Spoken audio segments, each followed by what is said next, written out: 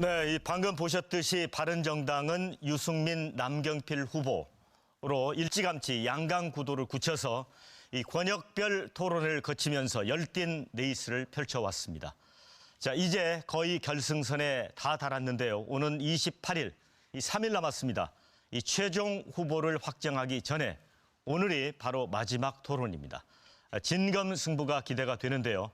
그럼 바른정당의 경선 후보 두 분 소개를 해드리겠습니다.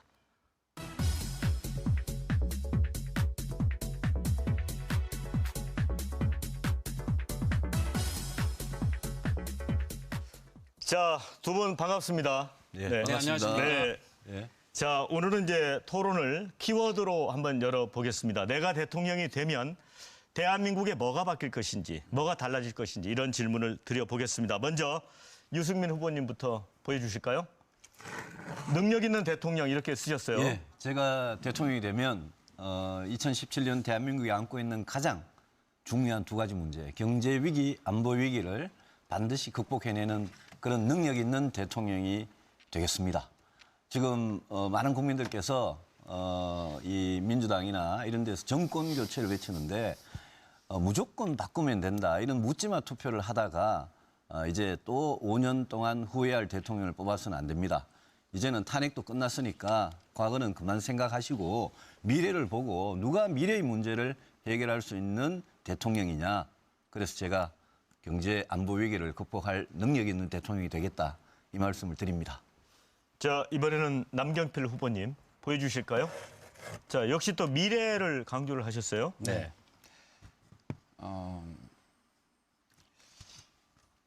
이게 제 건배 구호입니다. 건배. 네, 그래서 제가 하나로 그럼 한번 미래로 그려보세요. 하나로. 제가 언급하면 안 될 것 같습니다. 제가 할게요. 하나로. 미래로. 이 대한민국이 우리 유승민 후보 말씀하신 대로 안보와 경제 이 위기를 극복하기 위해서는 전제 조건이 있습니다. 우리 국민이 하나로 통합이 돼야 됩니다. 예를 들면 지금 사드 문제만 하더라도 지금 국론이 통일되지 않았습니다. 국론만 통일이 되면 중국의 압박 우리는 쉽게 이겨낼 수 있습니다. 경제 위기 이것도 마찬가지입니다.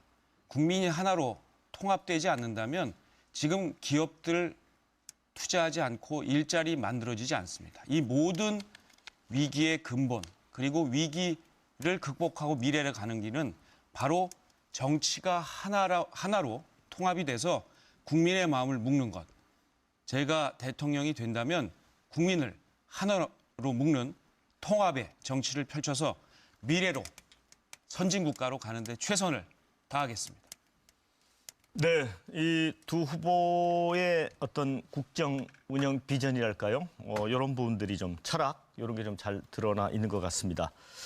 자, 이제 시청자 여러분도 오늘 토론에 참여하실 수 있습니다. 유승민, 남경필, 유승민. 두 후보에게 궁금한 점, 또 차기 대통령에게 바라는 점을 유료 문자 서비스 샵 1500번으로 보내주십시오. 방송 중에 소개를 해드리고 또 두 분 후보의 답변도 들어보도록 하겠습니다. 여러분의 많은 참여를 기다리겠습니다. 그리고 오늘 토론은 페이스북 KBS 멀티미디어 뉴스 페이지를 통해서 360도 라이브로도 시청하실 수 있습니다. 자, 먼저 이제 대한민국 미래 리더십 또 보수의 진로와 관련해서 좀 질문을 드려보겠습니다. 자, 이 탄핵 그 사태를 거치면서 보수가 위기다 이런 얘기들이 많이 나왔죠. 그리고 최근에 이제 물론 이제 여론조사는 뭐 시시각각 변하고 앞으로도 변할 수 있겠습니다만은 현재까지 여론조사를 보면 보수 주자의 지지율 합계가 진보 진영보다는 현저하게 좀 낮은 수준입니다. 그리고 더욱이 이 탄핵 국면에서 그 보수 정당이 이제 분열돼 버렸지 않습니까? 이제 바른정당하고 한국당 이렇게 분열이 됐는데 정말 지금 보수가 위기다 이렇게 보시는지. 먼저 그 현실 인식부터 좀 들어보도록 하겠습니다. 먼저 유승민 후보님께서. 예. 네. 보수가 이제까지 겪어보지 못했던 위기입니다. 저는 여기 두 가지 이유가 있다고 생각합니다. 하나는 그동안 수십 년 동안 보수가 집권을 해오면서 낡은 보수, 부패한 보수, 기득권에 집착하는 보수 이 모습을 너무 오래 보여드려서 국민들께서 많이 실망하셨습니다. 김대중 노무현 정권 10년을 제외하고는 거의 보수 정권이 있었는데 저는 그 낡은 오래된 보수에 대해서 국민들 실망이 쌓여 있었고 거기에 대통령 탄핵 사태가 터졌습니다. 대통령 탄핵 사태가 4개월, 5개월을 끌고 끝나자마자 헌재 결정 나자마자 바로 지금 5월 9일 날 대통령 선거를 하도록 되어 있습니다. 지금은 보수 입장에서는 그렇지 않아도 어려운 여건인데 박근혜 대통령 탄핵 때문에 거의 보수가 흔적도 없이 사라질 위기입니다. 여기 박근혜 대통령과 진박들 책임 많습니다. 저도 책임 일부 있습니다. 그런데 보수가 완전히 무너지면 대한민국이 앞으로 균형되게 갈 수가 없습니다. 어쨌든 저희들은 새로운 개혁적인 보수의 길을 찾아내야 됩니다. 그래서 저와 우리 남경필 후보님 또 우리 바른정당이 그런 어렵지만 새롭고 개혁적인 보수의 길을 가기 위해서 이렇게 나서고 있습니다. 그래서 늘 호소드리지만 과거의 잘못 저희들이 충분히 반성하고 책임 통감합니다. 그런데 지금 방금 말씀하신 대로 민주당 후보들의 지지와 정의당 후보 지지까지 합치면 거의 뭐 무응답을 빼고 나면 거의 70~80%에 이르는 이런 지지도는 지금 저는 정상이 아닙니다. 이거는 민주당 후보들이 잘해서 그렇다기보다 저는 우리가 너무 잘못한 데 대한 반사이익을 그들이 누리고 있는 겁니다. 저희들 반성하고 책임 통감하고 잘하겠습니다. 그래서 앞으로 새로운 보수의 모습, 개혁적인 보수의 모습을 꼭 좀 봐주시기 바랍니다. 네, 남경필 후보님. 보수가 위기인 것은 뭐 자명합니다. 근데 그것은 저희 스스로가 잘못한 겁니다. 국정 운영의 능력도 잘 제대로 보여드리지 못했고 그 국정 운영이 잘못될 때 그것을 제대로 비판하고 바로잡질 못했습니다. 아울러 가장 큰 문제는 누구든지 실수할 수 있고 잘못을 저지를 수 있는데 거기에 대한 처절한 반성이 없었습니다. 그래서 바른정당을 만든 겁니다. 바른정당은 보수입니다. 바로 저 같은 사람이 보수입니다. 보수의 원뜻은 무조건 지키는 것이 아닙니다. 보수는 지키면서 새롭게 변화해 나가는 것입니다. 그리고 보수의 가장 큰 가치는 자유입니다. 그리고 포용입니다. 그러나 지금 자유한국당은 반성도 포용도 하고 있지 않습니다. 그래서 바른정당이 제대로 반성하고 제대로 포용하는 통합의 정치를 펼치고자 합니다. 보수가 잘못되는 것이 문제가 아니라 대한민국이 잘못되는 게 문제입니다. 바른정당이 중심이 돼서 보수를 바로 세우고 진보를 포용하겠습니다. 그래서 대한민국 정치를 하나로 만드는 것이 지금 모든 문제를 해결하는 키워드입니다. 정치권이 매일 싸워서야 되겠습니까? 정치권이 말 바꿔서야 되겠습니까? 정치권이 자기 이익만 챙겨서는 되겠습니까? 그러한 것을 뛰어넘는 모습을 보여드리는 것, 그것이 바로 보수를 바로 살리는 지름길입니다. 네, 그런데 지금 앞서서 제가 이제 진보 진영의 후보들이 훨씬 많은 지지를 얻고 있다 말씀을 드렸습니다만은 그렇게 된 배경에는 이른바 이제 보수의 분열도 작용하고 있는 게 아닌가. 예를 들어 보수층을 지지하는 이제 유권자층도 뭔가 좀 어디를 가야 될지 방황하고 있는 게 아닌가 이런 분석들도 있습니다. 그런데 이제 적통을 놓고 바른정당과 한국당 간에 우리가 진짜 보수다 이렇게 좀 주장을 하고 있지 않습니까? 유승민 후보님, 어느 쪽이 보수의 적통을 이어가는 겁니까? 보수의 분열 때문에 지지도가 낮아졌다고 이렇게 말씀하시는 저는 동의할 수 없습니다. 왜냐하면 박근혜 대통령 탄핵 사태 나기 전에 새누리당과 민주당의 지지도를 보면요. 새누리당이 훨씬 높았습니다. 새누리당이 많은 잘못을 했음에도 불구하고 그때는 국민들께서 보수 진보에 대해서 아주 객관적으로 균형 있게 냉정하게 평가하시면서 새누리당이 지금 자유한국당하고 바른정당 합친 지지도보다 훨씬 높았습니다. 그런데 이 대통령 탄핵 사태라는 게 이게 완전히 그냥 이 판 자체를 완전히 바꿔버리고 지금 말씀하신 대로 민주당, 정의당 합치면 완전히 기울어진 운동장이 되어버렸습니다. 보수의 분열이라 그러시는데요. 분열이라고 말씀하시면 저희들 그에 대한 책임은 저희들 당연히 있습니다. 그런데 지금 자유한국당으로 바뀌기 직전에 새누리당의 모습을 한번 보십시오. 대통령 탄핵에 대해서 헌법재판소가 헌법 최고기관이 결정을 했는데 아직도 승복하지 않고 불복하고 아직도 진박이라는 사람들이 보수를 망치고 있고 저런 보수는 우리 남 의원님도 말씀하시지만 정말 보수라는 이름조차 붙일 수 없는 겁니다. 저는 늘 보수가 바뀌면 대한민국이 바뀐다. 그런 생각을 신념을 가지고 정치를 해왔는데 지금 선거를 앞두고 보수가 뭉쳐도 살기 힘든 판에 어떻게 분열이 됐느냐라고 말씀하시지만 저희들이 당을 나올 때는 이제까지 보수로는 지금 당장 대통령 선거가 문제가 아니라 이제까지 이 보수로는 보수가 국민들한테 신뢰를 받을 수가 없다. 이거는 완전히 소멸되고 괴멸될 수준에 와 있다. 그렇게 판단해서 새로운 보수의 어떤 싹을 틔우기 위해서 와 있습니다. 저희들이 뭐 세상에 공짜가 없다고 처음부터 쉬운 게 있겠습니까? 지금 지위도 낮은 거 다 아는데요. 저희들은 진짜 바닥에서 새로운 보수를 다시 세우기 위해서 노력하는 그런 노력을 저희들이 하고 있고 자유한국당도 인적 청산하고 진박들 청산하고 새로운 보수의 길로 가겠다면 그러면 당연히 인정을 할 수 있죠. 자, 남경필 후보님, 설명을 듣고 보니까 이제 이해되는 측면도 있는데, 근데 문제는 이제 국민들이 아직까지는 마음을 열어주지 않고 있잖아요. 네. 어디에 이유가 있을까요? 말씀드린 대로 잘못을 해놓고도 그 잘못을 제대로 반성하지 않은 것이 가장 큽니다. 저도 보수의 분열이라고 생각을 하지 않습니다.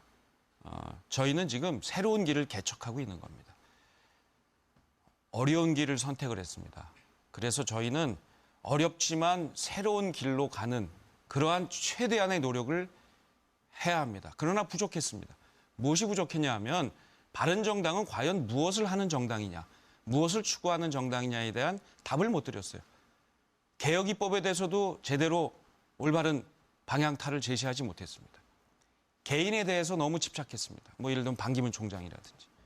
우리가 추구하는 가치에 대해서 얘기하는 것이 아니라 사람과 정치 구도에 대해서 얘기했습니다. 근데 제가 이 대목에서 우리 유승민 후보께 정말 안타깝고 유감스럽게 생각하는 것은 아까 말씀하신 모든 것들에 대해서 인정을 합니다만 그런 가운데 보수 후보 단일화를 처음에 얘기하시면서 우리 바른정당이 갈 길을 잃었다고 저는 생각합니다. 왜냐하면 보수로부터 새로운 것을 만들어내기 위해서 우리가 당을 만들었는데 탈당을 했는데 다시 선거에 지지율이 안 나온다고 해서 보수 후보 단일화를 하자고 얘기를 하시니까 저는 이거는 정말 앞뒤가 안 맞다. 그래서 저는 이것이 시간 드리겠습니다.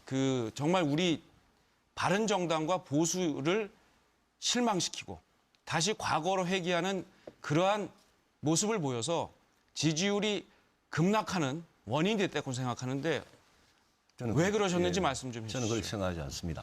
보수 후보 단일화라는 건 제가 처음부터 일관되게 그때 반기문 총장이나 황교안 권한대행이 나오니만이 이럴 때부터 일관되게 이야기하던 게 있습니다. 보수, 범보수 안에서 원칙 있고 명분 있는 단일화라면 그런 단일화를 통해서 이런 기울어진 운동장에서 민주당 후보하고 그나마 대적해 볼 수 있다라고 했습니다. 과거에 진보 정권이 정권을 잡은 게 딱 두 번입니다. DJP 연합으로 97년에 2002년에 노무현 정몽준 단일화로 잡았습니다. 진보 정권이 정권을 잡을 때는 DJ와 왼쪽에 있는 DJ와 제일 오른쪽에 있는 JP하고 손을 잡았습니다. 왼쪽에 있는 노무현과 오른쪽에 재벌그룹 회장인 정몽준하고 단일화를 했습니다.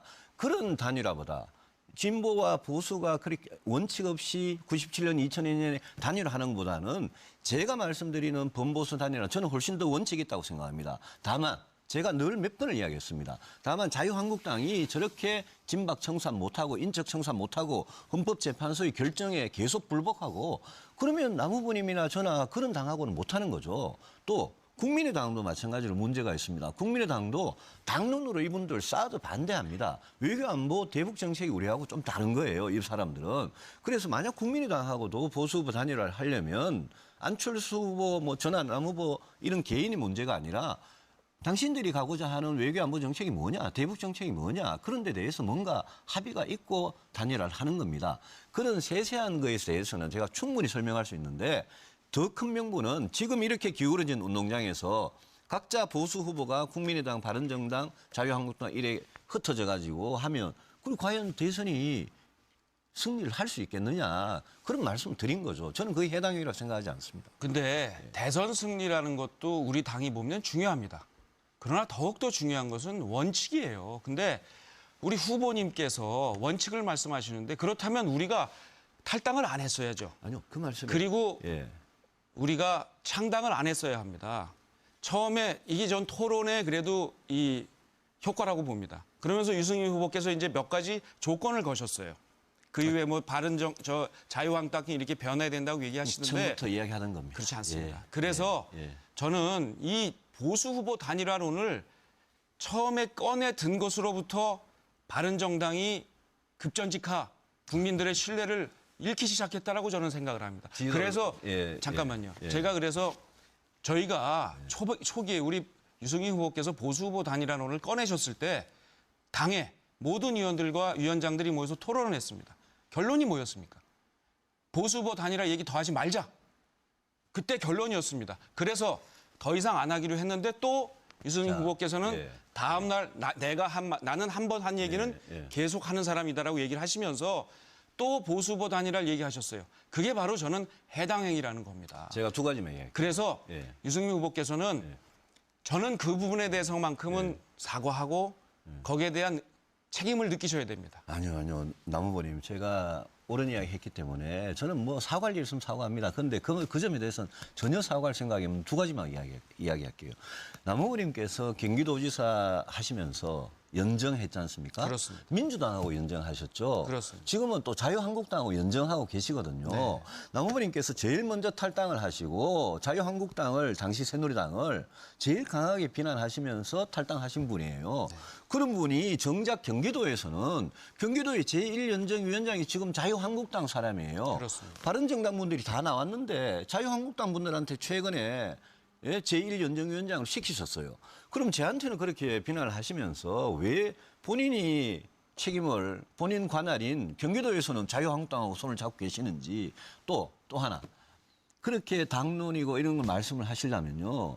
최근에 김무성 전 대표가 홍준표 지사 만나고 또 우리 당의 지도부 조영 원내대표는 이런 분들이 홍준표 지사 만났을 때 그러면 저한테 비판하시듯이 가만 계시면 안 되죠. 그분들한테 비판하셨습니까? 왜 자유한국당 사람 홍준표 지사 왜 자유한국당 후보를 만나고 다니느냐 이렇게 비판하셨습니까? 안 하셨잖아요.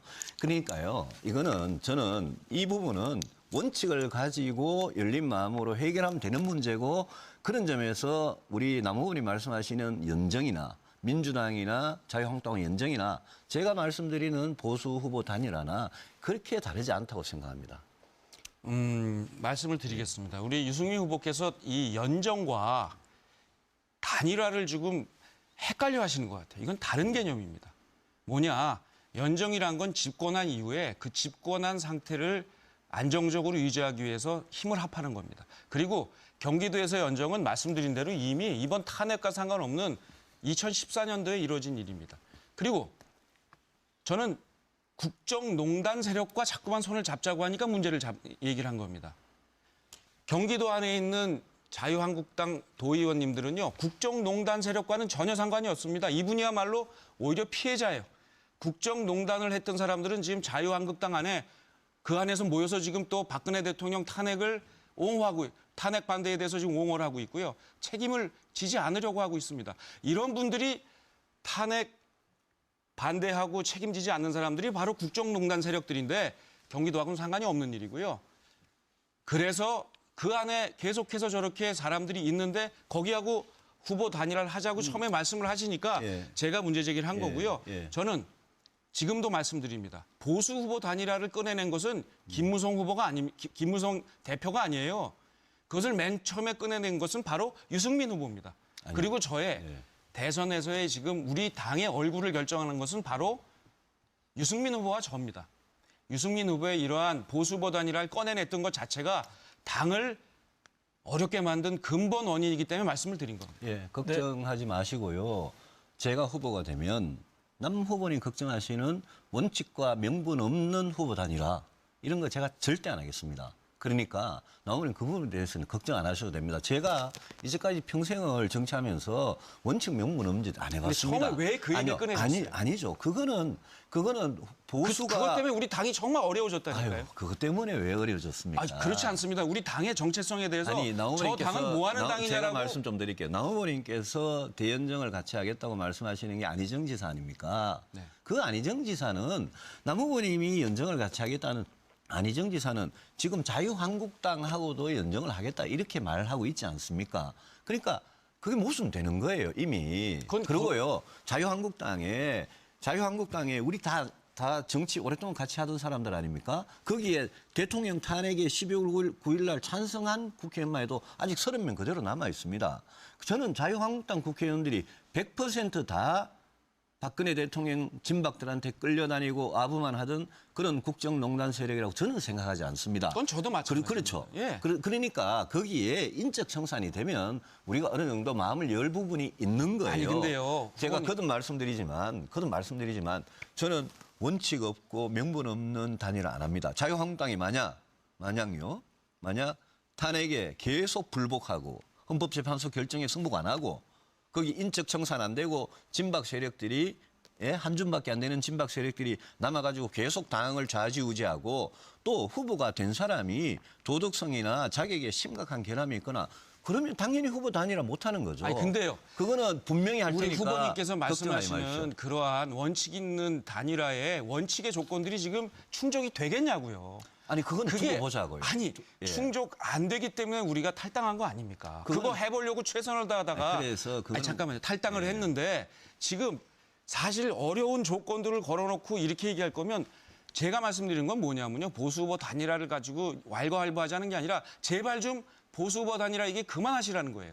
저는 김무성 대표도 보수 후보 단일화에 대해서 그날 본인은 얘기 안 했다고 하잖아요. 저도 보수 후보 단일화는 김무성 대표도 더 이상 얘기 안 하기를 촉구합니다. 그리고 알겠습니다. 유승민 예, 후보도 그거는- 이제 그거는 남 보수 후보 단일화 후보님께서 얘기는 안 하셨으면 좋겠습니다. 공정하게 당의 다른 분들한테도 그 말씀을 촉구를 해주시기 바랍니다. 예, 그렇게 하고요. 예. 후보님께서 예. 이 보수 후보 단일화라는 얘기를 하면 할수록 우리 당의 정체성도 모호해지고 우리 당에 대한 기대도 떨어지기 때문에 앞으로도 그렇고 그리고 이전에 나중에 저는 이렇게 봐요. 자유한국당이 숙제를 제대로 하면 그때 학점을 주고 졸업을 시켜주는 거지 숙제도 제대로 안 했는데 학점도 따지 않았는데 졸업 얘기부터 하는 것은 이거는 앞뒤가 맞지 않으니까 후보님께서 이 보수 후보 단일화를 꺼내낸 것이 그 말씀은 정말 제가 잘못된 일이었다는 걸 말씀을 결론을 드립니다. 분명히 드렸고요. 원칙 없고 명분 없는 단일화는 절대 안 하고요.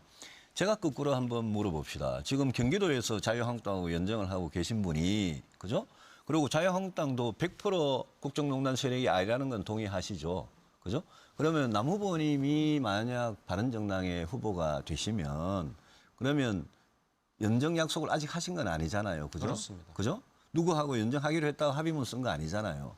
그러면 후보 단일화 절대 없고 그다음에 연정은 대선 전에 약속하기 참 힘든 거 아니겠습니까? 그렇죠. 그죠? 네. 그러면 이제 그냥 이렇게 보수가 이렇게 서로 이렇게 분열된 채로 그대로 그냥 가도 좋다 이런 거죠. 아니 조금 아까는 우리 네. 후보님께서 보수가 분열된 게 아니라고 말씀하셨어요. 저는 보수가 분열됐다고 아니요. 생각하지 않습니다. 보수가 제가 끝으로 이래 말씀드리는 나뉜 건 거는 맞죠. 이런 겁니다. 예. 저희가 새누리당을 해체하라고 그랬어요. 예. 그리고 탄핵에 찬성했던 30명의 국회의원들은 최소한 바른정당으로 와라. 그건 우리 다 아니, 이렇게 얘기를 했어요. 그러면 이야기예요. 우리가 촉구해야 될 건 그것입니다. 예. 지금 탄핵을 찬성하고도 그 안에서 몰래 숨쉬고 있는 그 30명의 의원들을 먼저 바른정당으로 입당하도록 하는 것이 그것이 우선순위지요. 자꾸만 저쪽하고 손을 잡자 기웃기웃거리는 것은 우리에게 결코 위롭지도 않고 국민들이 아니요, 제가 바라는 바가 아니라는 말씀을 제 질문에 드립니다. 답을 하지 않으시는데 남 후보님이 말씀하시는 그 연정을 구체적으로 어떻게 하겠다는 제가 겁니까? 말씀드렸잖아요. 예. 그거는 여러 차례 말씀을 예. 드렸는데요. 국정농단 세력, 예. 친박 세력, 이 패권 세력입니다. 그다음에 친문 세력, 패권 세력입니다. 아니 이 자유한국당에 몸 양쪽을- 담고 있는 경기도에 그 사람들하고는 그 이 양쪽을- 연정을 하시면서 잠깐만 말씀드리죠. 이 양쪽을 예. 제외한 나머지를 국정에서 제가 함께 논의하겠다는 거고요. 미리 아까도 말씀드렸습니다만 2년 전에 이미 시적한 연정입니다. 그 파트너 들어와 있었고요. 그분들은 전혀 국정농단과는 관련이 없는 분들입니다. 아니죠. 그래서 계속하고 있고요. 아니 그거는 팩트를 잘못 말씀하신 거죠. 최근에 자유한국당, 새누리당에 계시던 연정위원장들이 네. 경기도에서 최근에 남 지사님 탈당하실 때 같이 탈당하셨잖아요. 그죠? 그러면 그분들하고 이렇게 민주당하고 연정을 해오셨으니까 그 연정으로 하면 되지. 최근에 자유한국당 이 의원님을 도의원님을 새로 제1연정위원장으로 이래 인정을 하셨잖아요. 아, 그거는 우리 후보님께서 구조를 잘 이해 못하셔서 그러는데요. 지금 불행하게도 바른정당이 그 경기도 의회에서는 지금 교섭단체를 구성을 못하고 있습니다. 그래서 교섭단체가 아니기 때문에 추천을 못하고 있고요. 아니죠. 교섭단체가 아니라도 아니, 그렇지 않습니다. 자유한국당이면 농단 연정하면 안 된다면 유승민 그럼 안 후보께서 하셔야죠. 이 보수 단일화를 얘기하시는 순간부터 이게 아니, 바른정당으로의 이 입당이 끊어져 버렸어요. 정말 아닙니다. 어려웠습니다. 아닙니다. 현장에서 지금 얼마나 추가로- 어려운 일이 있었다는 네. 거를 추가로 오신 분들이 잠깐만요. 최근에 오신 분도 네. 저 때문에 오신 분이 그러니까- 있어요. 네, 두 분 잠깐만 멈추시고 제가 좀 시청자 여러분들 좀 혼란스러울 것 같아서 좀 정리를 하고 넘어가겠습니다. 결국은 이제 후보 단일화의 범위 조건을 놓고 이제 두 분이 이렇게 그런 같은 말씀인 듯 하면서 또 다른 말씀이고 이렇게 이해가 되는데 제가 단도직입적으로 이렇게 질문을 드릴게요. 아까 우리 남 후보님도 말씀하셨지만 자, 친박과 친문을 뺀 세력과는 단일화를 할 수도 있다. 이렇게 두 분의 의견이 같으신가요? 친박과 친문을 제외한 저는 그렇습니다. 세력하고는 제가 단일화할 늘 수 있다. 이런 입장입니까? 이야기하지만 원칙과 명분을 이야기합니다. 네, 어떤- 그게 국민들 보기에 저 세력들은 합쳐가지고 단일 후보를 내는 게 낫겠다라고 국민들이 인정할 만한 명분이 있어야죠. 제가 계속 이야기하잖아요. 국민의당은 사드를 당론으로 반대합니다. 그런데 우리 바른정당은 사드에 대해서 거의 예외 없이 찬성을 하거든요. 이런 정책의 차이도 저는 크다고 생각하거든요. 국민의당 안에서 최근에 북한 핵실험 계속하니까 사드를 반대 당론을 취소하려는 움직임이 있었는데 진통을 겪고 결국 당론 취소를 못했어요. 변경을 못했어요. 저는 그런 부분도 굉장히 중요하다고 생각하거든요. 국민의당과의 단일화는 그래서 단일화를 없습니까? 하면요. 단일화를 하면 자유한국당이든 국민의당이든 그게 정책이든 진박이든 그런 부분들이 전 조건이 있는 거죠. 저는. 그 조건을 보고 근데 해야죠. 유승민 예. 후보께서 말씀하시는 대로 사드를 가지고 우리가 단일화를 얘기를 하면 우리가 탄핵에 대한 이 국정의 그 뒤틀림 그리고 국민의 분노 그리고 이 탄핵이 갖는 의미를 너무 무시하시는 거예요. 탄핵을 반대했고 탄핵을 지금도 옹호하고 있는 세력은 사드를 찬성하기 때문에 같이 합칠 수도 있다. 아니, 같이 단일화할 수 있다. 이렇게 말씀하시면 또 안 아니죠. 되죠. 그렇게 말을 꼬아가지고. 아니 말을 하십니까? 꼬는 게 아니라 자유한국당은 예? 아니요. 자유한국당은 다 아시잖아요. 상식적인 이야기 아닙니까? 자유한국당은 박근혜 예? 전 대통령이 탄핵 불복하니까 거기 진박 세력들이 아직도 탄핵 불복하고 있고 인적 청산 안 되고 있으니까 그 문제가 있다는 거고 국민의당은 또 다른 문제가 있다는 거지 그걸 가지고 여기에 갖다 붙여가지고 그렇게 말씀하시면 안 되죠. 국민의당은 외교 안보 대북 정책에 우리 바른정당하고는 다른 심각한 문제가 있다는 겁니다.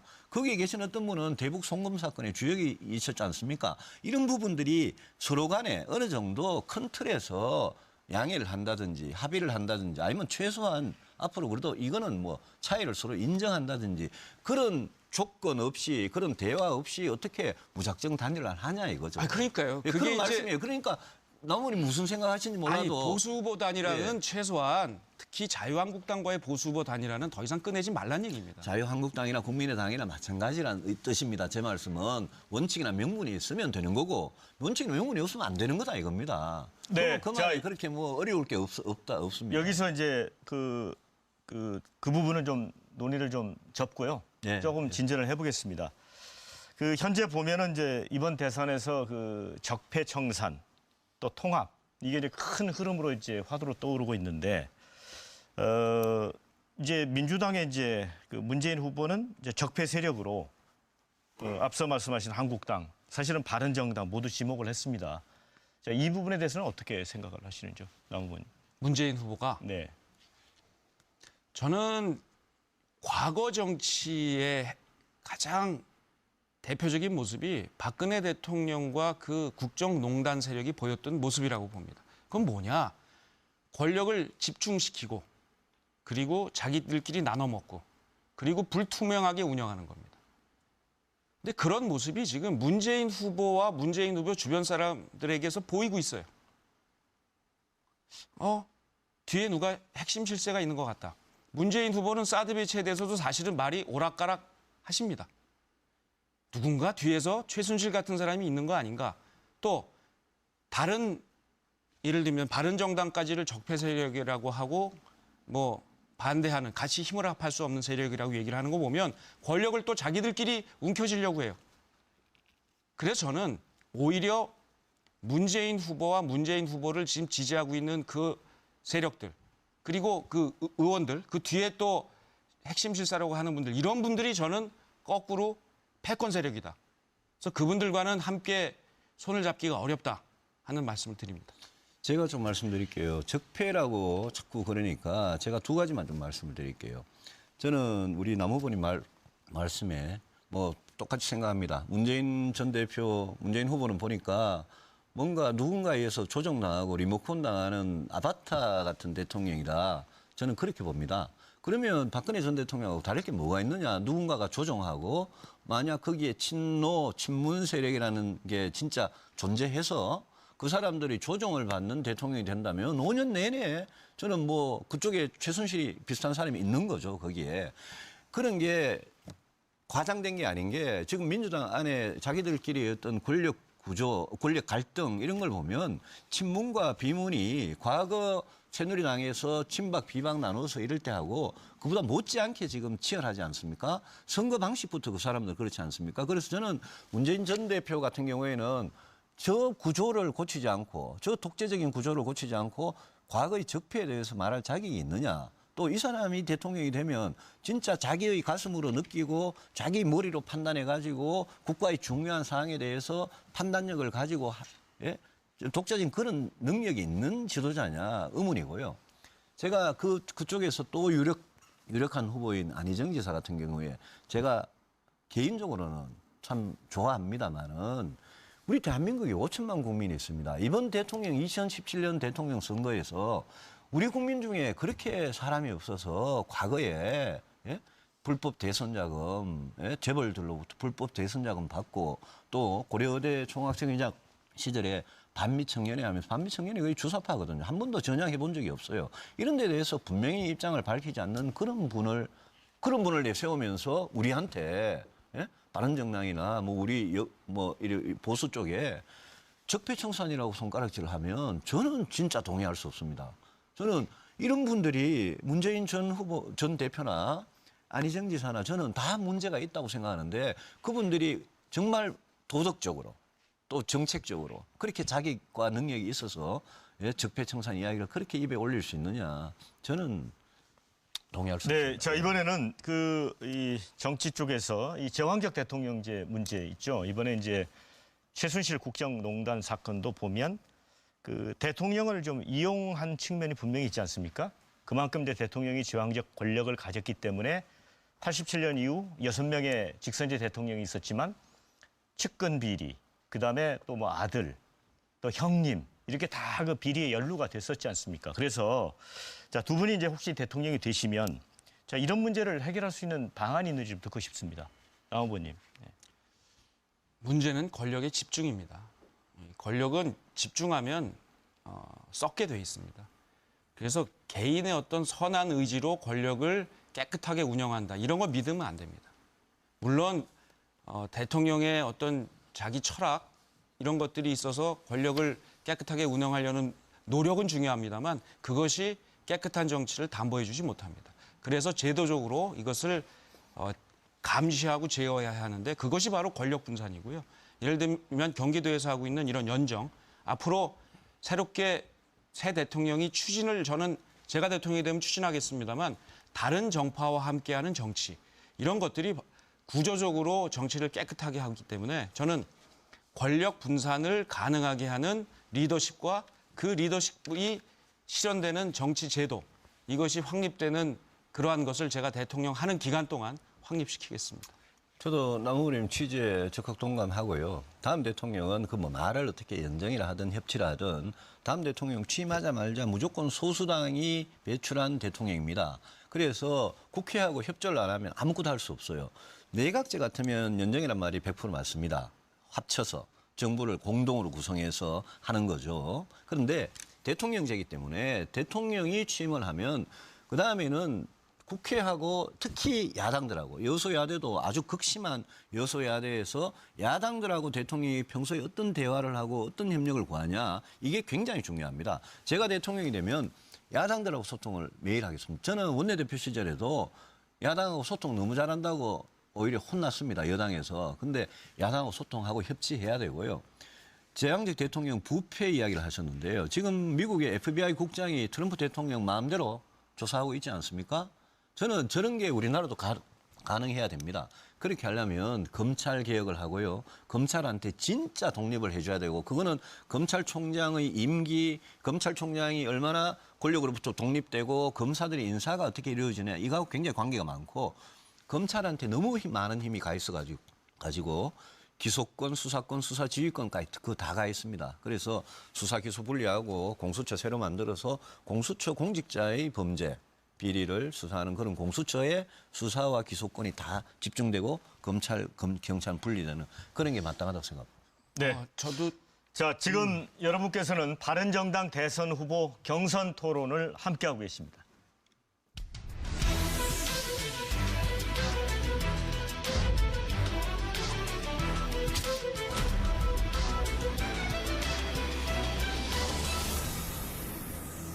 네, 지금 방청석에는 많은 분들이 나와 계십니다.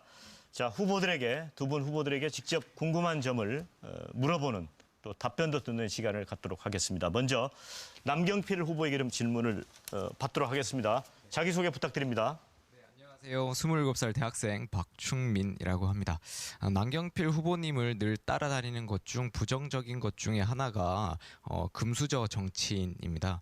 부모로부터 물려받은 부와 명예가 5선 국회의원 그리고 경기도지사 되는 것에 큰 역할을 했다고 생각을 합니다. 최근래에는 금수저이긴 한데 부러진 금수저라고 표현하시면서 친서민과 반하는 그런 본인의 이미지를 극복하시려고 이제 굉장히 적극적으로 대응을 하고 계시는데요. 그런데 솔직히 사회적 지위가 높고 사회적 지위가 높은 부모님 밑에서 유복하게 자라 서민의 삶에 공감하기 좀 어려우실 것 같은데 그러면 이러한 남경필 후보님께서는 어떻게 이제 서민 정책 사회적 약자를 위한 정책 이런 것들을 펼칠 것인지 네 그런 이제 궁금하고요. 그 다음에 이제 그런 이제 금수저 정치인으로서 물론 꼭 흑수저야 한다는 것은 없습니다. 그런 금수저 정치인으로서의 약점을 어떻게 극복하고 그리고 어떻게 더 진실성 있게 국민에게 다가갈 것인지 여쭙겠습니다. 네.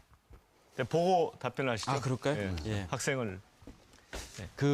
뭐 제가 좋은 부모님 밑에서 태어나서 좋은 환경을 가졌다는 것을 부인할 수는 없습니다. 그렇지만 정치를 시작하는 데는 조금 편했어요. 하지만 제가 정치를 5번을 수도권에서 당선이 됐는데요. 순탄치 않았습니다. 특히 노무현 대통령 탄핵 열풍 때는 거의 이렇게 명함을 드리면요. 수도권에서 박박 찢어가지고 얼굴에다 던집니다. 그러한 것을 5번의 선거를 통과를 했고요. 이 세월호 참사가 났던 그 해에 바로 경기도지사 선거를 했습니다. 아주 쉽지 않은 선거였습니다. 그래도 그것을 다행히 이겨냈습니다. 또 제가 국회의원 하는 동안에 저는 늘 박근혜 대통령과도 멀었고 이명박 대통령과도 멀었고 그러면서 사실은 여당 의원을 하면서 사찰을 받았습니다. 늘 권력에 쓴소리를 하면서 이 개혁파란 이름을 들었죠. 저는 순탄한 정치를 한 건 아닙니다. 많은 상처도 입었고요. 그 가정의 어려움도 겪었습니다. 제가 서민적인 삶을 태어나진 않았지만 미국의 루즈벨트 대통령처럼 서민을 위한 정치를 할 겁니다. 이미 경기도에서는요. 청년 실업 문제, 집 없는 분들의 어려움, 또 은퇴하신 분들의 일자리, 장애인 복지 이런 문제에 있어서 실질적인 해답을 내놓고 하나하나 풀어나가고 있습니다. 제가 정말 받은 것이 많은 사람으로서 그 받은 것을 우리 사회에 돌려드릴 수 있는 그러한 따뜻한 그리고 복된 그러한 정치를 할 수 있는 대통령이 되도록 최선을 다하겠습니다. 네, 답변이 충분히 되셨습니까? 몇 점 주실 거예요? 저는 95점 드리겠습니다. 감사합니다.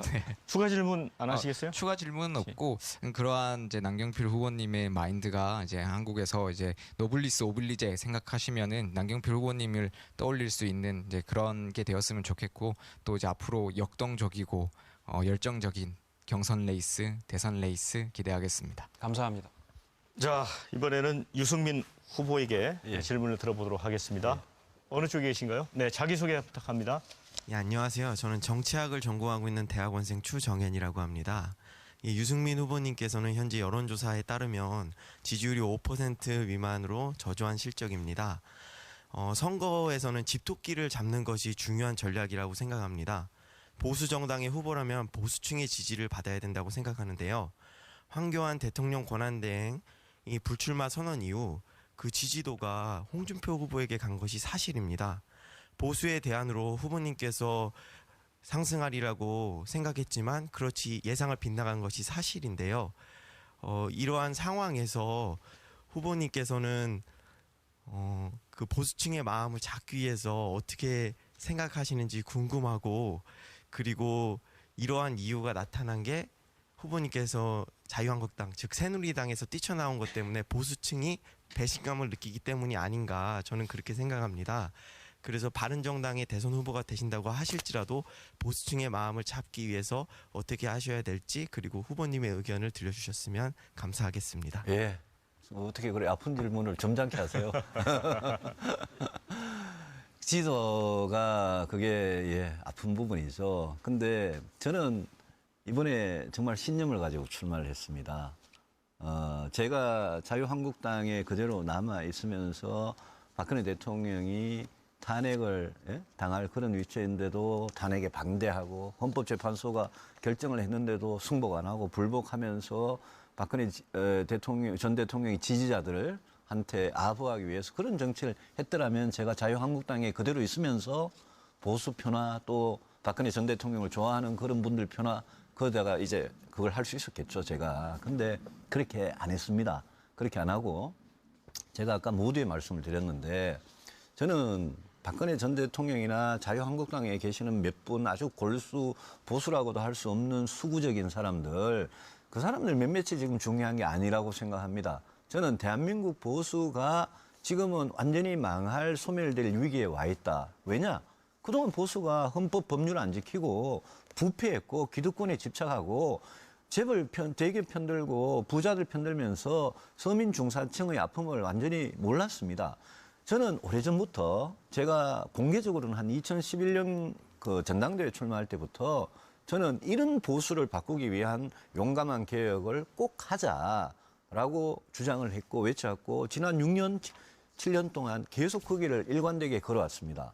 그것 때문에 제가 대통령한테도 탄압도 많이 받고 원내대표에서도 뭐 사실상 쫓겨나고 작년에는 뭐 공천 학살도 당하고 저하고 같이 새누리당에서 개혁적인 길을 걸었던 젊고 개혁적인 의원들은 저 때문에 그런 길을 걸었다는 이유로 완전히 다 그냥 공천 학살을 당하지 않았습니까?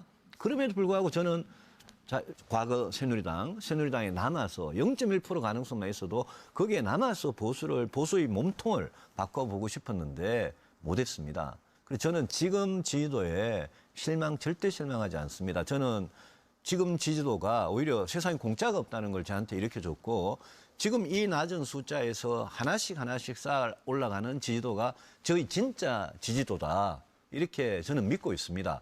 그래서 저는 국민들께서 빨리 이 탄핵의 이 혼란 분열에서 빨리 벗어나서 그러라고 박근혜 전 대통령 보고 빨리 승복하고 잘못 인정하고 국민들한테 어루만져 통합하는 메시지 하는 걸 안 하고 계시지 않습니까? 잘못하고 계시는 거죠. 계속 정치 행위를 하는 거죠. 근데 저는 국민들께서 오히려 현명하게 이걸 끝내고 2017년에 5월 9일 날 뽑을 대한민국 대통령이 과연 어떤 사람이 돼야지 그때부터 우리 국민들의 삶, 경제, 안보, 복지, 교육, 노동 이런 문제를 진짜 근본적으로 개혁할 수 있고 지금 완전히 쓰나미 같이 몰아치는 이 안보 위기, 경제 위기 극복할 수 있냐? 전 좀 미래를 봐주십사 이렇게 호소합니다. 그래서 네. 결론적으로 말씀드리면 제가 기존의 수구적인 그런 보수에 아부하기보다는 새로운 보수를 계속 호소하는 이런 노력을 계속하겠다는 말씀드립니다. 네, 답변이 충분히 됐나요? 뭐 다소 억울하시게 느끼시는 부분이 있으신 것 같은데 저는 소감을 잠깐 말씀드리겠습니다. 보수가 위기인 상황에서 개혁적 보수로서 대표 주자로서 좋은 모습 보여주시기를 예, 기대하겠습니다. 꼭 그렇게 예, 하겠습니다. 감사합니다. 예. 점수는 물어보지 않겠습니다. 혹시 더 비교될 수도 있기 때문에. 네. 자, 그것 때문에 조마조마했는데. 네. 자, 지금 후보들께 상당히 좀 어려운 질문이었는데 두 분 다 좀 답변을 잘 해주신 것 같습니다. 자, 질문 받느라 이제 힘드셨을 텐데 분위기를 좀 바꿔 보겠습니다. 저희가 자, 국민과 함께 공감할 수 있는 내 인생의 한 컷, 이 사진을 좀 들고 와 주십사 이렇게 특별히 부탁을 드렸습니다. 그래서 유승민 후보님부터 한번 보여주실까요? 자, 그 사진은 지금 유승민 후보님의 얼굴 정면 모습은 안 나오고 아닙니다. 있죠? 네. 예. 어떤 예. 사진입니까? 이 사진을 보시기가 좀 쉽지 않으실 것 같은데 요 불빛 사이에 뒷모습이 보이는 머리가 보이는 게 접니다. 이게 2015년 7월 1일인가 그때 사진인데요.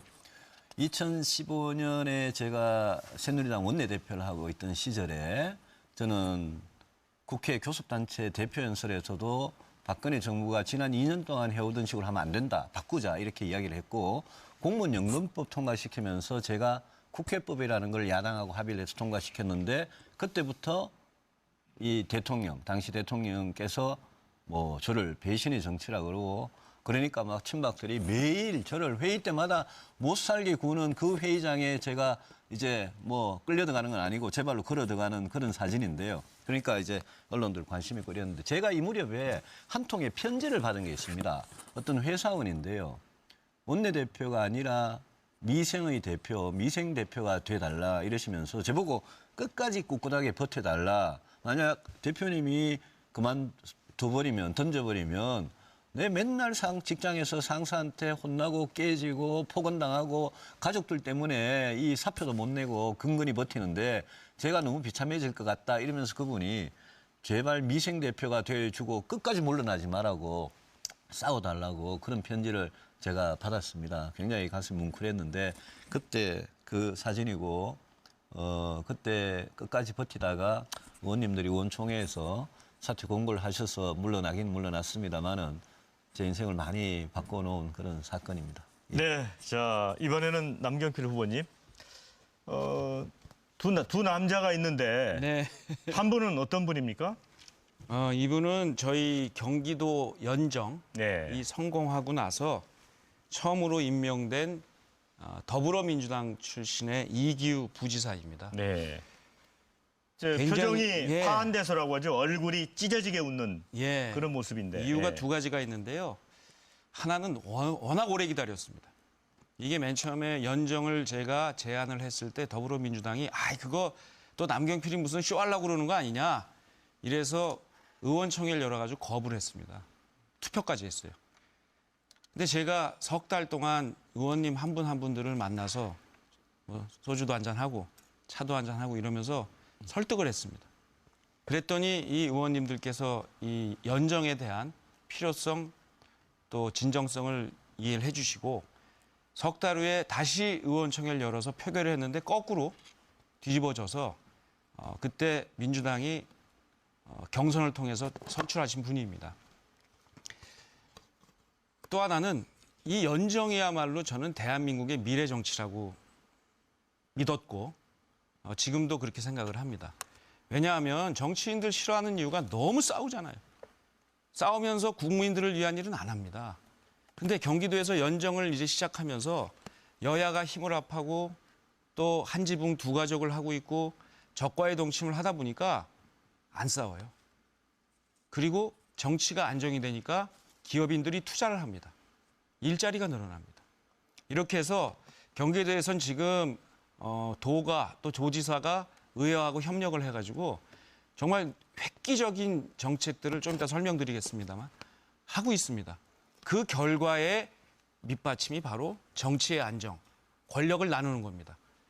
작은 권력을 나눠본 사람이 큰 권력을 나누는데요. 이렇게 권력을 나누면 권력이 투명해집니다. 투명한 권력, 함께하는 권력, 이 연정이야말로 대한민국의 최고 앞으로의 미래 정책이라고 생각을 해서 그걸 성공시켰던 그때가 생각이 나서 오늘 사진을 들고 나왔습니다. 네, 두 분의 내 인생의 한 컷 함께 시청자 여러분들하고 봤고요.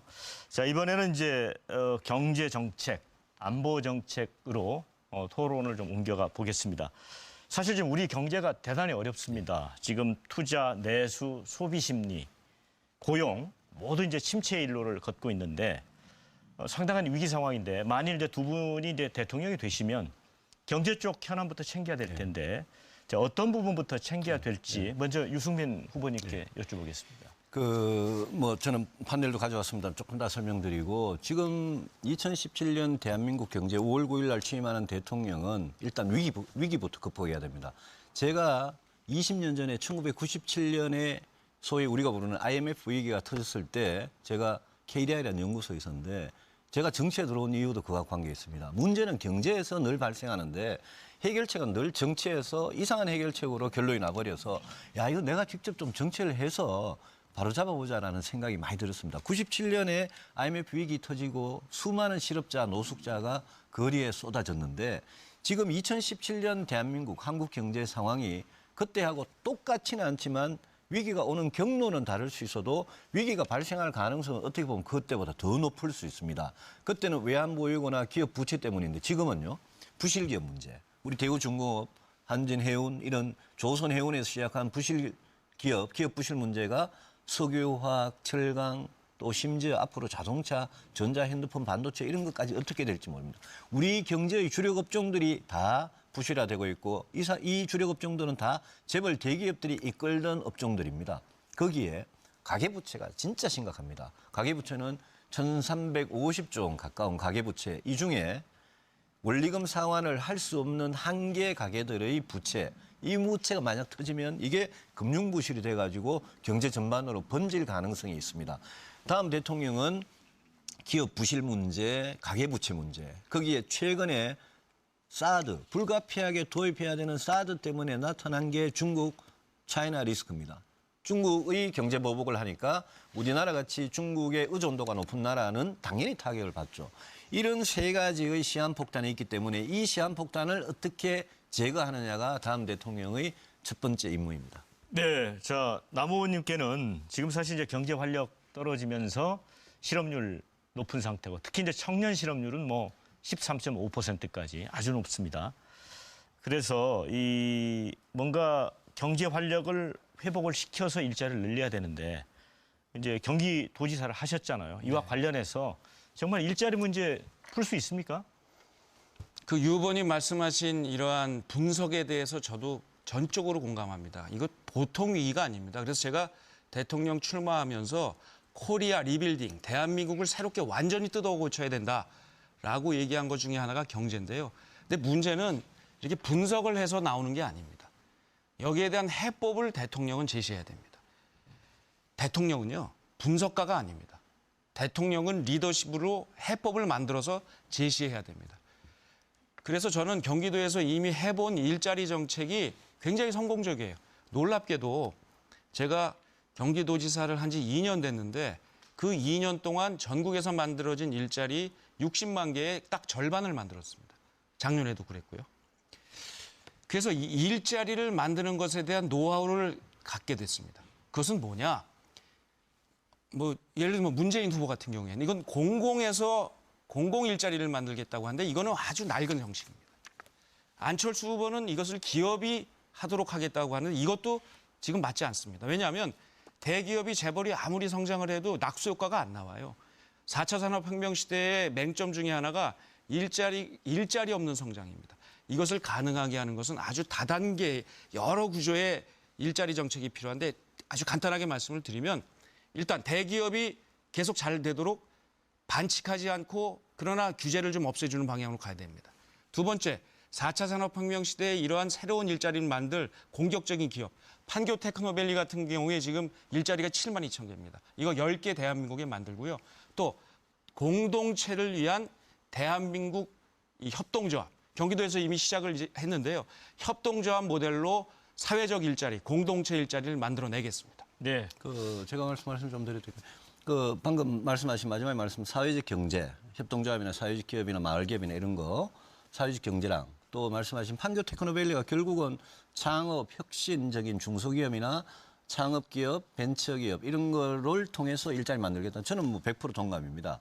하나 제가 좀 남 후보님께서 이렇게 질문을 드리면 대우조선해양 같은 경우에 제 생각에는 조선업은 살려야 된다고 생각을 합니다.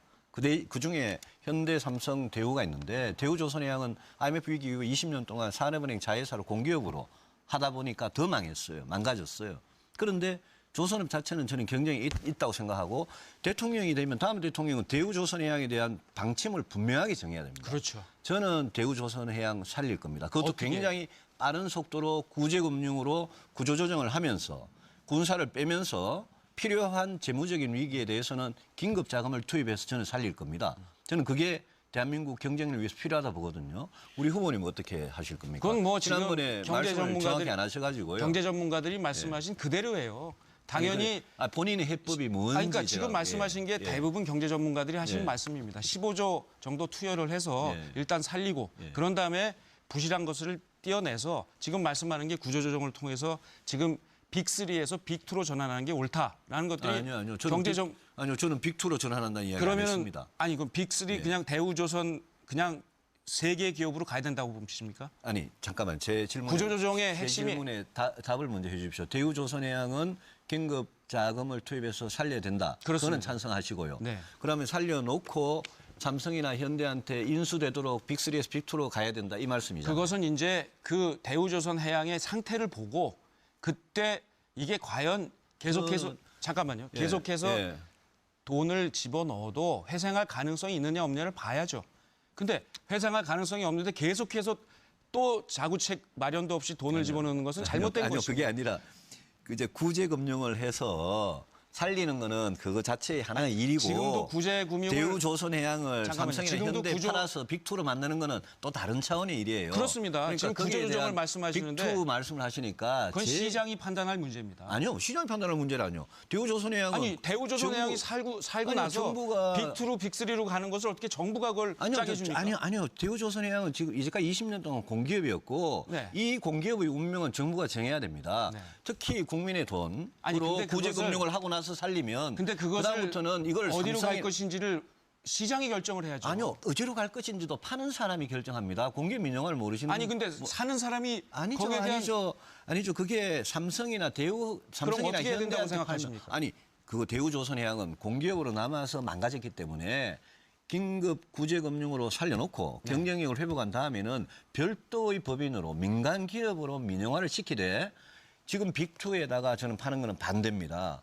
저는 현대나 삼성이 파는 거는 반대입니다. 그래 되면 더 조선사가 더 독과점이 돼가지고 더 안 좋을 수가 있기 때문에 근데 전체- 대우조선해양을 경쟁력 있는 민간 기업으로 탈바꿈시키는 그런 방식의 민영화를 하는 게 저희 목표거든요. 근데 그래 이런 후보님, 문제에 대해서 좀 근데 이렇게 전체- 다음 대통령은 취임하자마자 바로 액션이 있어야 되거든요. 후보님. 근데 여기에 대해서 우리 후보님께서는 정부가 모든 것을 다 하신다고 하는데 공기업에 대해서는 정부가 하죠. 아니요, 당연히. 그렇죠. 그렇지만 앞으로 이 조선 업계의 시장 전 세계적인 글로벌 마켓에 대한 전망 같은 것을 보면서 해야지 정부가 무조건 들어가서 이렇게 저래라 하는 것은 아니, 맞지 않다는 거죠. 보면서 살릴만 하니까 남 의원님도 살리겠다고 동의하신 거 아닙니까? 그러나 거기에는 제 말씀은 거기에는 분명한 네. 조건들이 필요합니다.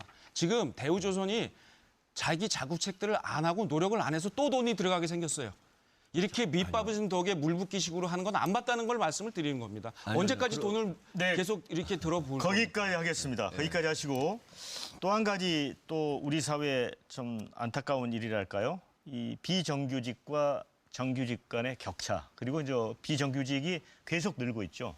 기업 입장에서는 그 비용 절감 이런 효율성 때문에 이제 추구를 하고 있는데 자, 이런 부분들이 이제 굉장히 고통을 줍니다. 자, 이 문제도 해결을 꼭 해야 될 것 같아요. 다음 정부에서 이 부분과 관련해서는 남 후보님은 어떤 보관을 갖고 계십니까? 이 비정규직 문제는 이 노동 문제의 핵심은 일자리를 얼마나 만드느냐, 그리고 어떻게 나누느냐, 그리고 현재 비정규직인 분들을 어떻게 이걸 정규직으로 만들긴 현실적으로 힘듭니다.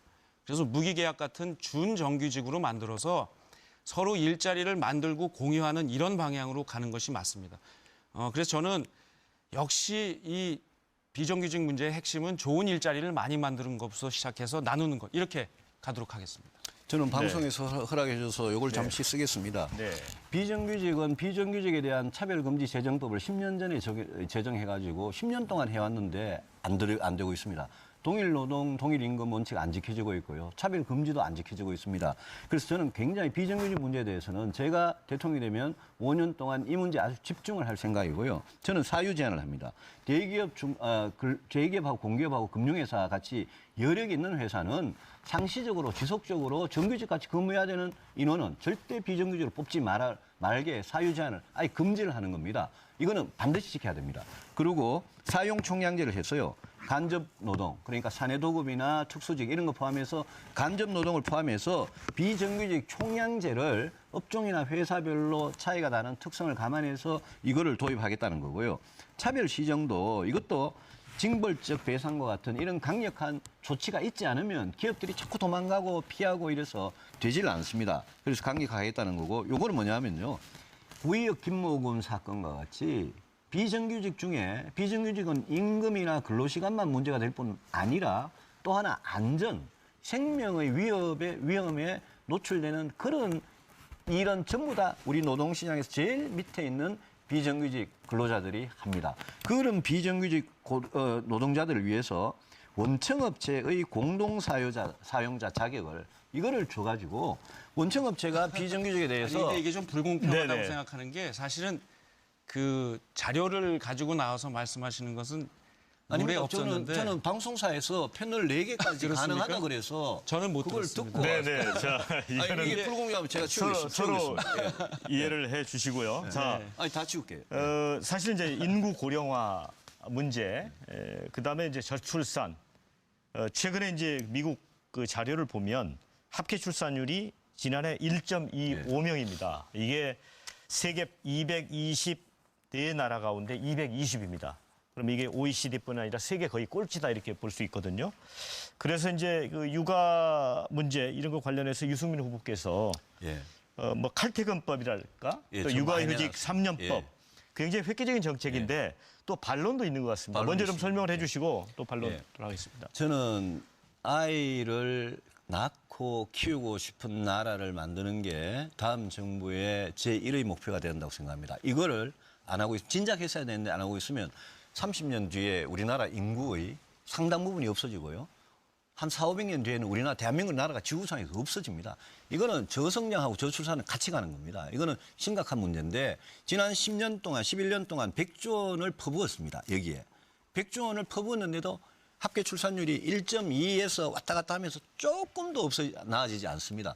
이거는 시책이 잘못된 겁니다. 지금은 제보고 비현실적이라 그러는데 저는 비현실적인 거를 정부가 강제해야 한다고 생각합니다. 육아휴직도 1년도 3년으로 하고 우리가 칼퇴근도 가능한 직장에서는 정시퇴근 하도록 해야 되고 초과 근로를 하면 엄격하게 야근 수당을 주고 주말 일요일 근무 어지간하면 못하도록 해야 되고 밤늦게 문자 카톡 전화해가지고 시키는 돌발 노동 이거 철저하게 금지하든지 한다면 그것도 오버타임에 초과 근로에 넣어야 됩니다.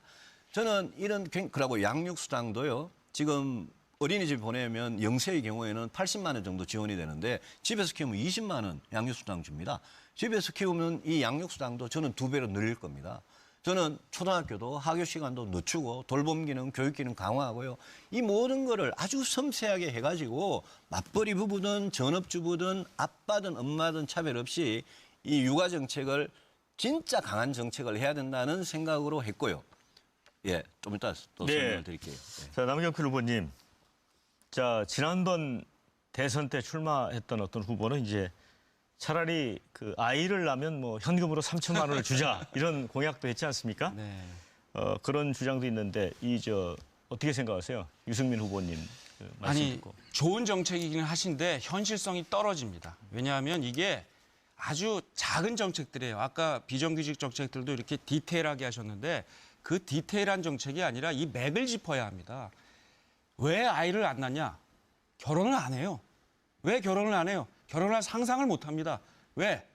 일자리가 안정적인 수입 그리고 싼 주택 그래야 결혼을 할 생각을 하고요. 그다음에 아이를 못 낳는 이유가 사교육비 때문에 그렇습니다.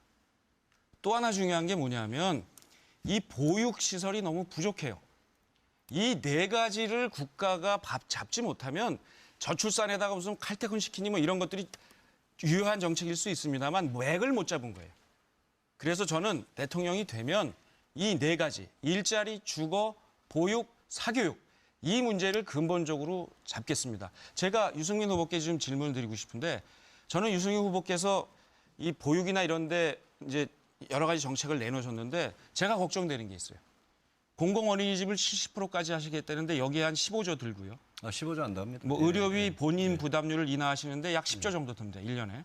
그다음에 국민연금 최저연금액을 80만으로 인상하시는데 약 18조 원 들어요.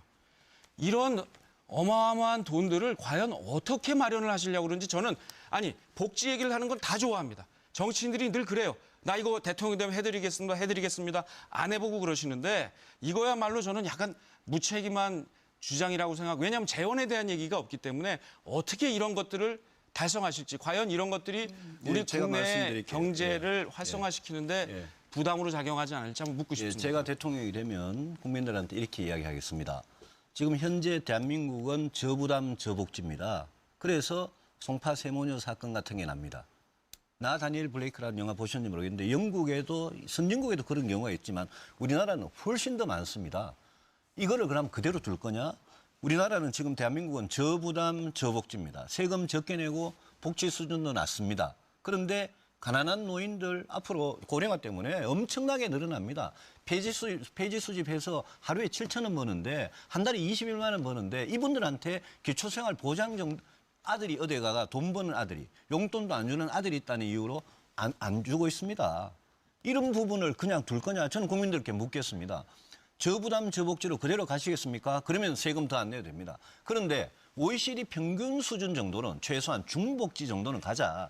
중복지로 가려면 그러면 중부담을 해야 됩니다. 세금 늘려야 됩니다. 제가 국민들께 말씀을 드리고 국민이 합의해 주신다면 그러면 저는 중복지를 하기 위해서 그것도 보편적으로 막 주겠다는 게 아니라 선별적으로 가난한 사람들이더라도 돈이 들어갑니다. 그 문제에 대해서 저는 중복지를 하기 위한 중부담 정도로 하고 그렇게 되려면 지금보다는 조세 부담률을 올려야 됩니다. 저보고 맥을 자꾸 못 짚나 그러시는데 남경필 후보 말씀하시는 일자리, 주택, 사교육, 보육시설 맞습니다. 저도 다 동감합니다. 다 중요한 문제입니다. 그런데 엄마 아빠들이 요즘 우리나라 회사들 같이 회사인 인간이 돼가지고 11시, 12시에 퇴근하는 사람한테 그 다음날 아침 7시, 8시에 오라? 이래가지고 언제 아이를 낳고 언제 키웁니까? 그래서 알겠습니다. 네. 예. 디테일한 정책도 섬세한 정책도 때로는 필요한 겁니다. 중부담이라고 얘기를 하셨는데요. 지금 세금을 올리자는 얘기세요? 그렇습니다. 그럼 얼마나 올리자는 말씀입니까? 그거는 제가 내놓은 복지 공약에 대해서 보육 공약에 대해서 사교육 교육 공약에 대해서 아니. 제가 지금 집계를 하고 있습니다. 조세 부담 집계도 안 하고 말씀하시면 안 아니죠. 되는데요. 각각은 집계를 아니, 다 하고 조세 있죠. 부담률이 국공립대학원 국공립 잠깐만요. 보육시설만 제 질문을 좀 하더라도요. 아까 드리겠습니다. 15조라고 그러셨는데 조세 부담률 그렇게 안 됩니다. 아니 그렇지 않습니다. 제가 경기도에서 하고 있고 예. 제가 50%를 올리기 위해서 모든 거를 잠깐만요. 국가- 50%를 올리기 위해서 제가 10조 원 정도 든다는 근거로 말씀을 드린 거기 때문에 70% 하려면 그 정도 돈이 들고요. 자, 세금을 지금 이 조세 부담률을 22%까지 올리신다고 했어요. 예.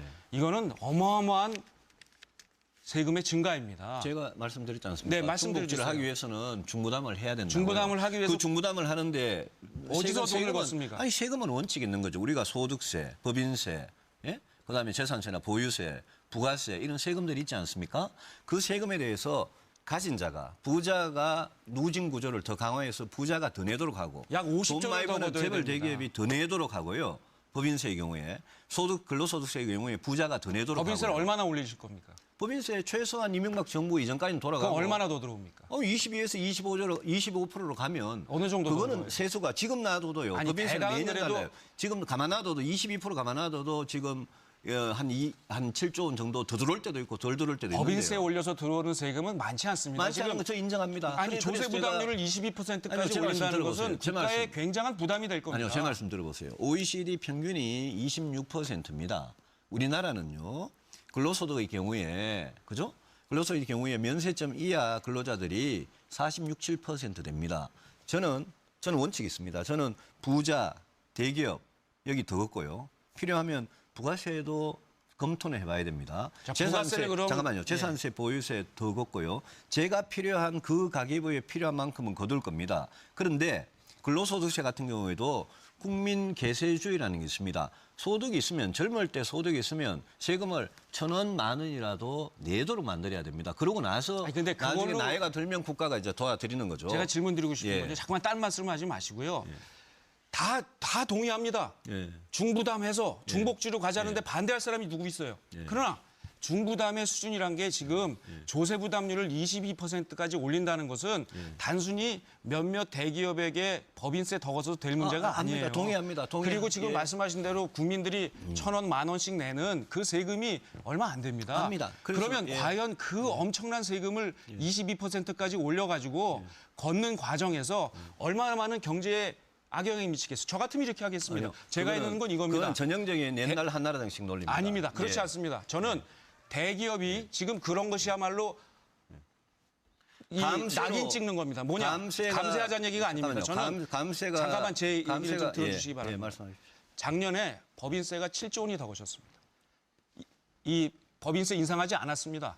왜 더 거쳤냐 하면 기업에다가 주던 여러 가지 불필요한 이 공제 제도를 많이 없앤 겁니다. 그게 한 3조 5천 되고요. 그다음에 지금 빅데이터 같은 걸 이용해서 세금을 걷는 기술이 발전해서 3조 5천억 정도 더 거쳤어요. 예, 압니다. 이렇게 아직도 법인세를 인상할 것이 아니라 법인에 주어지고 있는 공제 같은 것을 바로잡으면 약 7에서 10조 정도를 더 거둘 수가 있습니다. 이런 것부터를 해서 해야지 지금 무조건 그냥 포퓰리즘처럼 뭐 옛날에 감세 아니죠. 제가 감세하자는 얘기가 예, 아닙니다. 예. 네, 제대로 걷고 잠깐만요. 여기서 이렇게 제가 한 말씀 정의하겠습니다. 질문하셨으니까 증세하면 경제가 나빠지고 감세하면 경제가 좋아진다. 이게 옛날에 레이건 대처가 하던 이야기인데요. 그거 아니죠. 안 증세가- 맞는 아니, 그거 우리나라 증세하면 우리 경제에 좋아지니까? 안 맞는다는 저도 게 이미 동의해요. 증명이 되어 있어요. 감세를 한다고 경제가 좋아진다고 얘기한 게 아닙니다. 자꾸만 그렇게 예. 호도하지 아니, 그러니까 마시고요. 증세한다고 경제 나빠진다고 그러셨잖아요. 아니, 증세하면 경제가 좋아집니까? 아니요. 증세하면 부담이 안 경제가 누가 갑니까? 좋아진다 그랬습니까? 부담이 안 증세한다. 갑니까? 법인세를 올린다고 해서 기업이 투자를 갑자기 안 할 것 같습니까? 그렇지 않습니다. 우리 다 경험해 봤거든요. 후보님, 법인세를 올려서 들어온 돈은 지금 말씀하시는 조세 부담률을 22%까지 올려서 22에서 50조가 25로요. 예, 25로. 50조까지 50조 정도를 더 가둬야 되는 약 이거에는 아, 언발에 오줌 넣기란 얘기를 하는 거예요. 지금 그중에- 그러면 그중에 국민들한테 일부죠. 너무 부담을 많이 준다는 겁니다. 그중에 일부니까 그러니까 증세에 대해서 포괄적으로 하자는 구호로 거죠. 중부담 중복진 좋아요. 그러나 현실을 아셔야 됩니다. 아닙니다. 나 후보님 그게 복지를 왜 늘리기 그겁니까? 위해서는요. 국민들이 거기에 대한 제대로 그렇게- 된 아니 그렇게 생각하시니까 정의를 내야 나후보님께서는 복지 공약이 하나도 없는 거예요. 그렇지 않습니다. 나후보님 이미 공약이 경기도에서 전부 복지 다 공약을 하고 아니 있고요. 나후보님 공약이 전부 다 사교육도 그렇고 공동체- 무병제도 그렇고요. 그렇지 않습니다. 예? 전부 다 헌법 아니, 위배하는 후보님, 공약 3가지밖에 없어요. 남의 정책을 수도이전. 읽어보지도 않으시고요. 이렇게 복지 정책이 없다라고 네. 낙인 찍으시는 거는 저는 굉장히 위험하다고 생각합니다. 네, 잠깐 여기서 정리를 하겠습니다. 다른 사람을 존중해 줄 자, 줄 이게- 아는 태도가 필요합니다. 세금 인상, 증세 논란 이건 사실 그 주제로 1시간을 토론해도 결론이 안 날 수 있기 때문에 그 우리 남경필 후보님의 공약 중에 이제 눈에 띄는 게 사실 사교육 예. 부분이 있습니다. 사교육 폐지법을 만드시겠다고 했잖아요.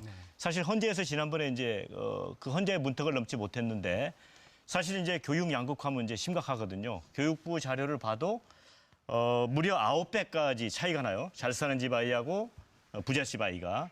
자, 왜 그 제안을 하게 되신 겁니까? 뭐 우리 사회가 공정하지 못하다, 정의롭지 못하다는 이유가 두 가지가 있는데 하나는 군 문제입니다. 군에 돈 있는 사람, 빼기는 사람은 잘 안 가고 가더라도 아주 좋은 보직을 얻습니다.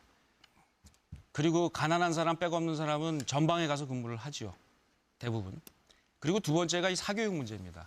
이 부모의 재산과 능력이 바로 아이들한테 전가되는 이러한 것이 바로 사교육에 때문에 생기는 겁니다. 그래서 저는 우리 사회를 정의롭게 만들기 위해서도 이 사교육 문제를 잡아야 하는데요. 그동안 사교육 문제를 잡으려면 공교육을 정상화하는 게 답입니다. 근데 공교육을 정상화하기 위해서 그동안의 모든 정권, 모든 교육부가 장관들을 비롯해서 정치인들이 한다고 했어요. 근데 더 심해집니다.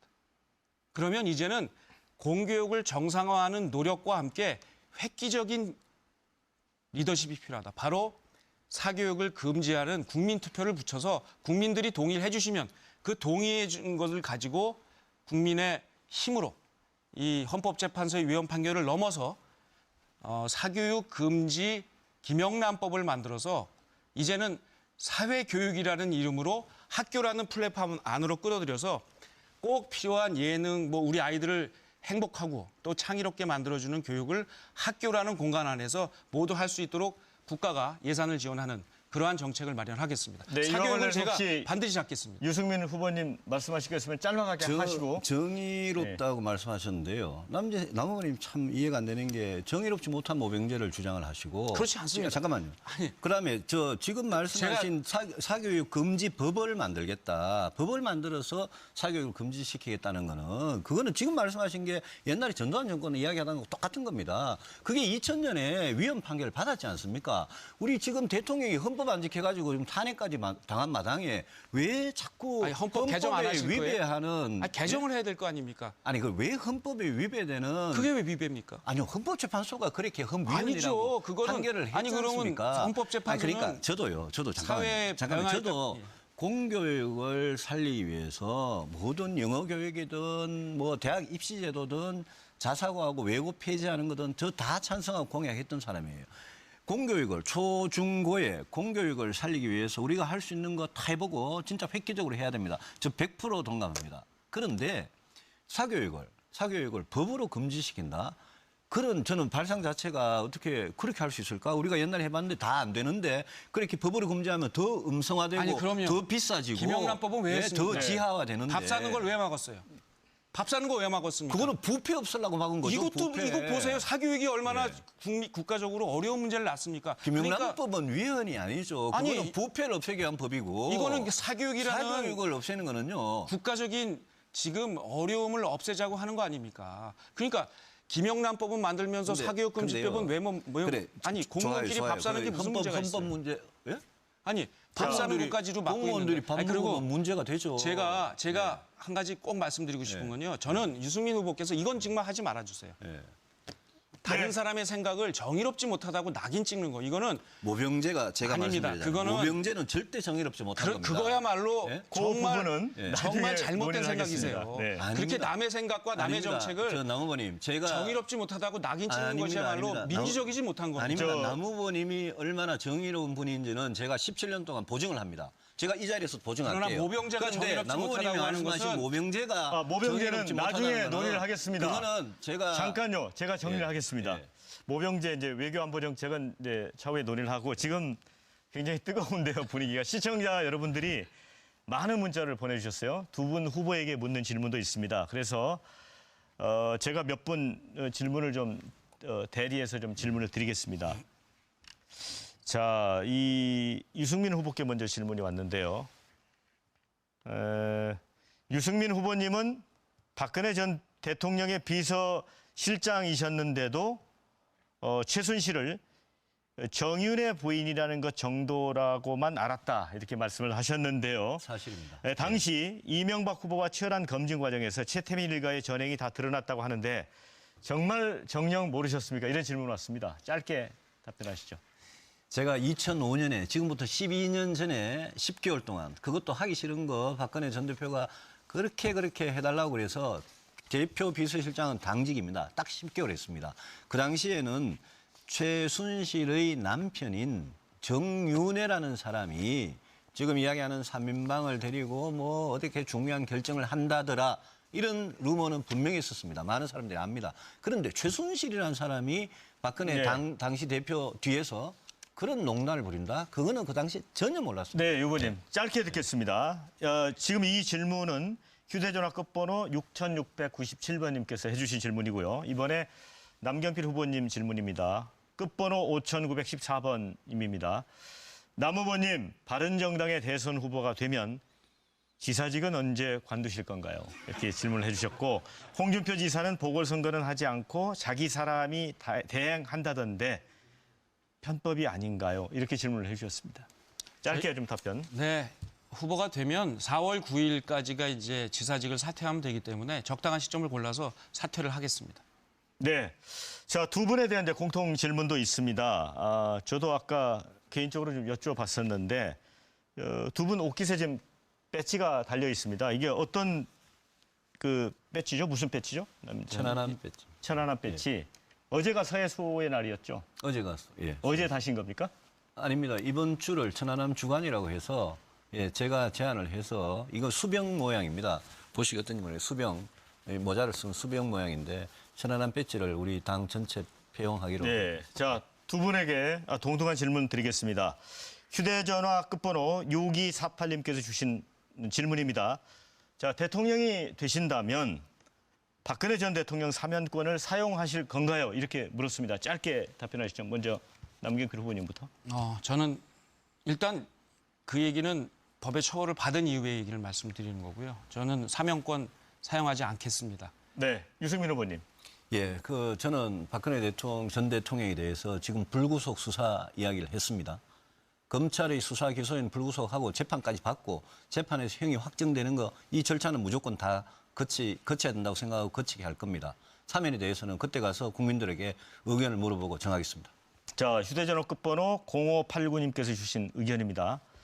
바른정당 지지율을 띄우려면 대표 공석 자리에 김무성 의원을 기용하는 게 어떻습니까? 이렇게 질문을 해주셨거든요. 유 후보님. 본인이 굳이 안 하려고 그러십니다. 그래서 제가 후보가 되면 김무성 전 대표를 선대위원장으로 모셔서 당의 화합을 도모하고 그분의 경륜을 이번 선거에 적극 반영할 수 있도록 그렇게 하겠습니다. 남 후보님은 어떻게 네, 답변하시겠어요? 비슷한 생각입니다. 제가 말씀을 해봤더니 뭐 비대위원장 이런 거 생각이 전혀 없으시고요.